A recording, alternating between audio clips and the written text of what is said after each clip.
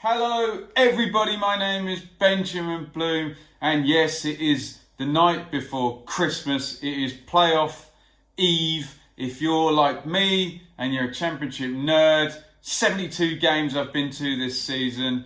The playoffs are coming tomorrow, and always one of the best and most exciting parts of the season, if that is you're a detached observer and your team is not involved. If your team's involved, then it's a little bit nerve-wracking, but we have grown to love it, and I will be across all of the playoff semi-finals and the finals, so do keep watching for that content. Let's try and weed through this stuff and try and figure out the impossible task of who we think is going to get through to the finals and win this tournament and take that massive £180 million prize for promotion up to the Premier League. Semi-final number one is fourth against fifth. It's Villa versus West Brom. Saturday lunchtime, they go first. It is a West Midlands derby, and if we look through the stats,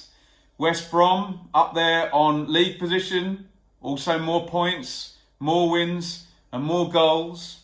Villa have more draws and subsequently have actually lost less games than West Brom. And Huddersfield Town fans will tell you that if you focus on just not losing, you can get through the playoffs. Remember Huddersfield getting through without winning a single game in real time in 2017. Obviously, we have form now and lots of information to look on. The two sides obviously played twice during the league season. 7th of December was the first one. West Brom 2, Villa 2. El Ghazi 2 goals for Villa. Gale and Rodriguez, go figure, for the Baggies. Fairly even game, but the big caveat was that controversial late equaliser. 91 minutes, Rodriguez dives in, ball goes loose, and it's kind of bundled in with a very army-looking part of Jay Rodriguez's body. So really, in that short context, lucky escape there for West Brom. On the 16th of February, though, it was more clear-cut. Villa 0,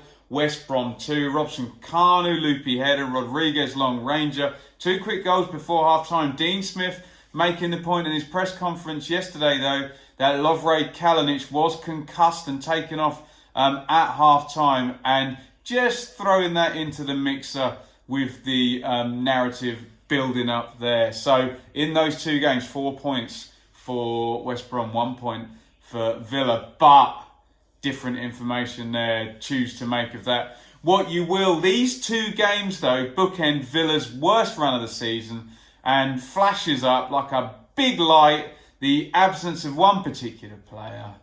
Jack Grealish limps out of the first West Brom game on 87 minutes. He then does not reappear for Villa for the next 14 games. The second West Brom game being the 13th of the 14 games that Grealish missed there. He returns against Derby after those 14 games. Villa only won 2 of the 14 games that he missed. Back he comes, 12 games to go, starts off against Derby. They win 10 in a row. At the point he comes back, 13th place, 8 points off the playoffs. And here we are with Villa finishing the season. Not just creeping in there in 6th place, but actually in 5th place and comfortable with a game to go. That's been your narrative for Dean Smith. Villa with Grealish, far greater than Villa without Grealish. Although one of those 10 games was one without him, it must just be said. West Brom finished in fourth place, 9 points off the automatics. And my narrative has been all season, player for player, they should have finished higher than 4th. I know it sounds harsh when someone finishes 4th to be saying that, oh, that's not quite there. But we know that the Championship is in no way an even playing field with parachute money and that proximity to the Premier League. You have to make it count in those first couple of years when you still can just cope with those Premier League wages, maybe for that first season, and maybe for that second season you've still got a bit of parachute money to play with. You've got to press home that advantage, and it has to be said that West Brom haven't, and for that reason Darren Moore was removed when automatic promotion looked like it was then a stretch too far. And the owners now, they haven't been able to get anybody else in, and they seem to be saying to caretaker boss James Sharn, look, we're going to just stick with you. Let's see if you can get the job done. So what I'm going to try and do in this video is try and come up with 3 reasons why every team could actually win the playoffs. So here are my 3 reasons why Villa could get through and win. Number 1 is momentum. Villa found a formula after Grealish went on a 10-game winning streak. They know exactly what they're going to do, and they know that in very recent times, these last 12 games, that has been successful.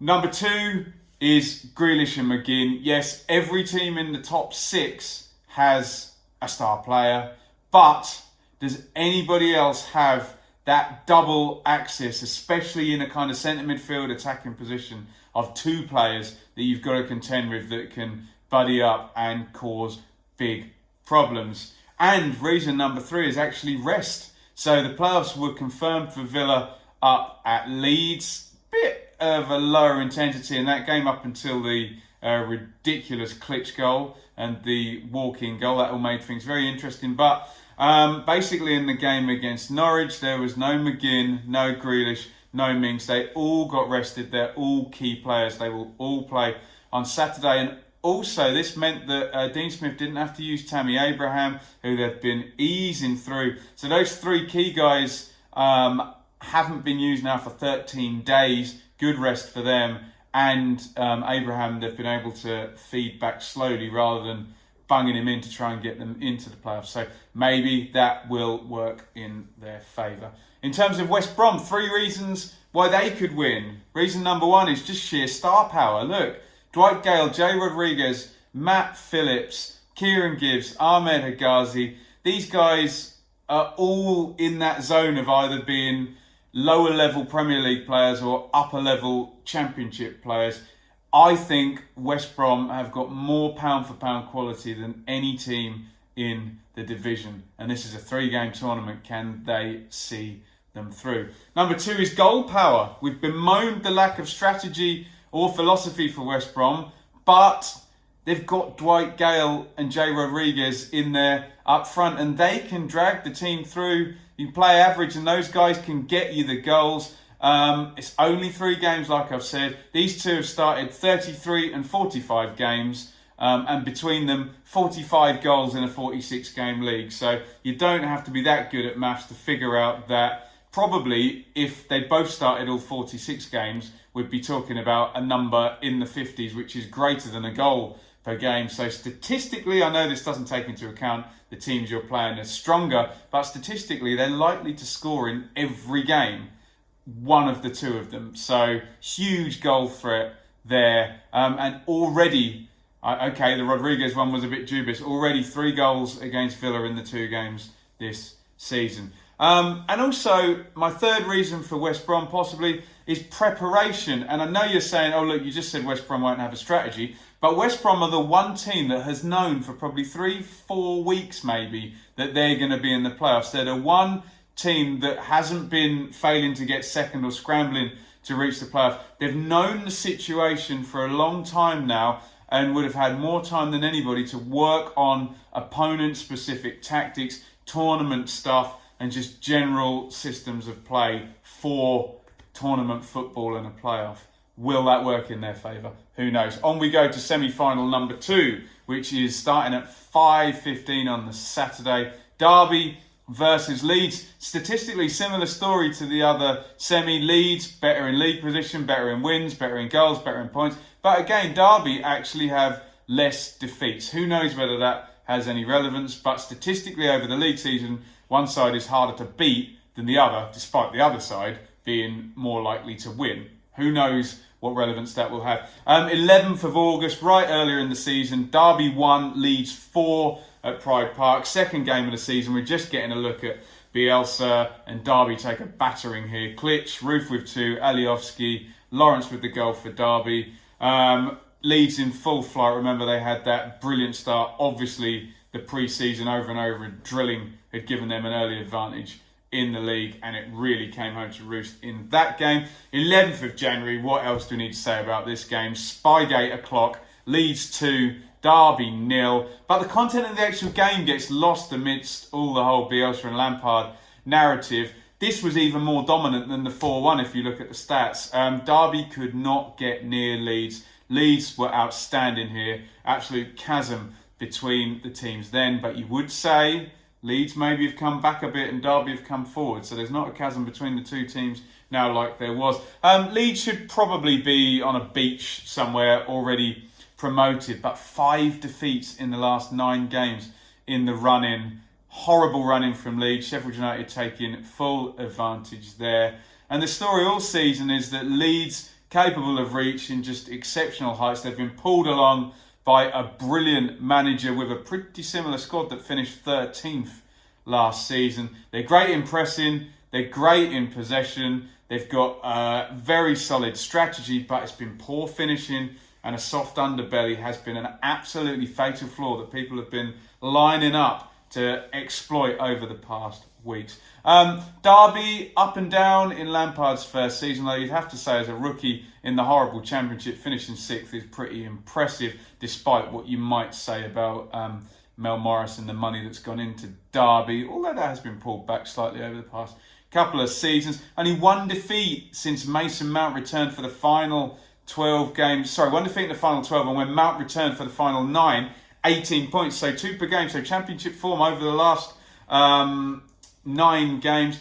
I had big worries when they were going through a poor run about the energy in midfield. They seem to have fixed that with Bradley Johnson being the linchpin and maybe Mount and Holmes or Bennett, whoever, doing the running. I think Lampard has addressed that well. Martin Waghorn enters the season in the team when he didn't start the season in the team, so it's kind of come around. And here are my 3 reasons why either team could win the whole tournament. For Leeds, reason number 1, look, they're the best team in the playoffs. And if you watch my playoff stats special, you will know that 3rd place beat 6th place in 65% of the semi-finals. You've got that big chance if you're in 3rd place. Statistically, Leeds finished 3rd. They are the best team. That's proven over 46 games. It's just whether those psychological things that I think are a bit of a myth, but people do bring up about dropping down into the playoffs is a trouble, and overriding this poor finish that if you were challenging for 2nd,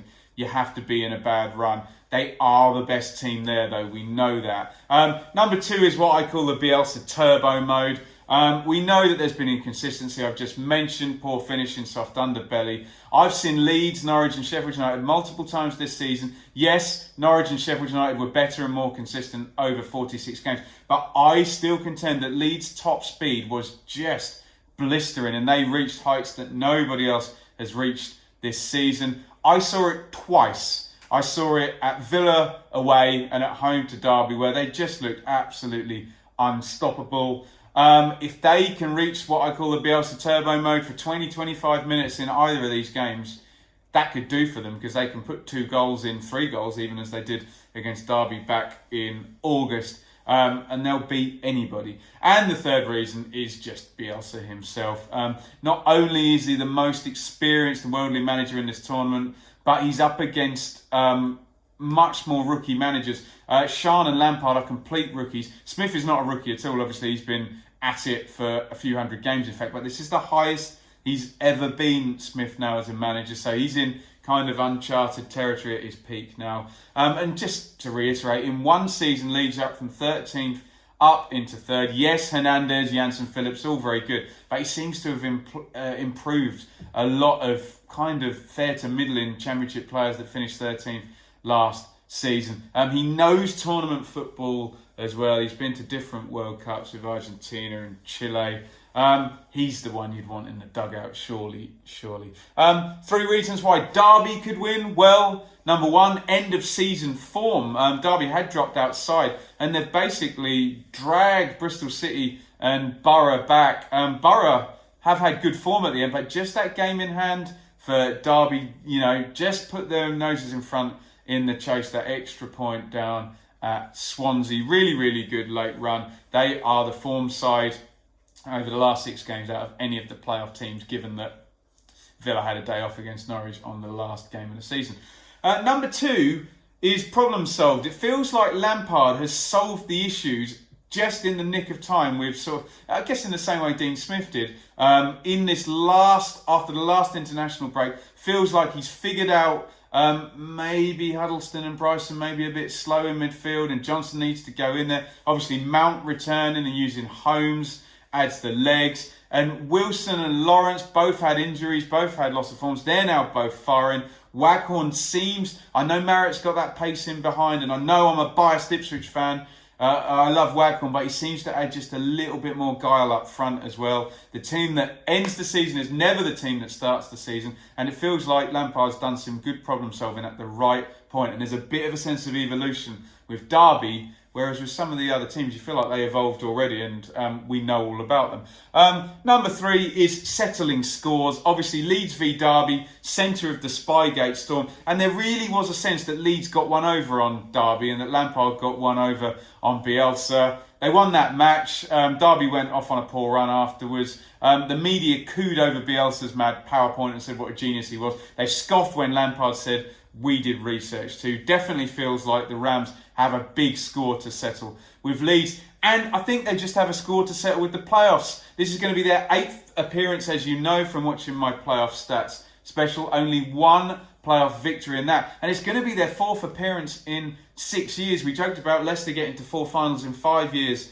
in the 90s. Obviously, Derby haven't got to all the finals in those, but 4th in 6 years. Rowett was too cautious against Fulham last year. Didn't push for that away goal with a lead going into the second leg. Darren Walsall looked a bit out of his depth and got blown away by Steve Bruce and Hull. And Steve McLaren, they should have beaten QPR. 10-man QPR finished 3rd in the league that season. Derby and Bobby Zamora did for them. They have a score to settle with the playoffs after all. So look, no outright predictions from me, but what I would love is your thoughts on who you think is going to win through in the semi-finals and the playoffs. Doubtless I'll be back for more prediction videos before the second semi, so I'll get to sit on the fence and hedge my bets. But you guys come in with the predictions. Let me know if you think my 3 reasons, am I barking up the right tree, the wrong tree, clutching at straws? What do you think? Anything valid in there that brings you towards any one team? Who do you think is going to win? Let me know in the comments. Really looking forward to it. All planned out for tomorrow to try and get from Villa Park to Derby in good time. That has worked out quite well. If it was Borough or Bristol City or something, worked out differently, we wouldn't have been able to do both games. So really looking forward to tomorrow. So do hit the subscribe button if you haven't already, and hit the bell to get the alerts at Benjamin Bloom. Ask me any questions on Twitter at Benjamin Bloom. Get your comments in on here. I don't want to embarrass myself with the predictions, so you guys can let me know who you think is going to win, and maybe we'll revisit them after the final for a special video. Thank you so much for watching. I know I would say this, but please go and check my stats video out. Lots of fun playoff stuff in there, and hopefully debunk some myths so you can win all the pub chat debates when you're watching these playoff games, and the social media debates, more to the point, when you're watching these playoff games over the next week. Come on, bring it on. Here comes the playoffs. Thank you for watching, and enjoy the spectacle. If it does anything like what the Champions League games have done this weekend, then we are in for a damn treat. Come on, Championship, bring it on. Thank you for watching. Over and out.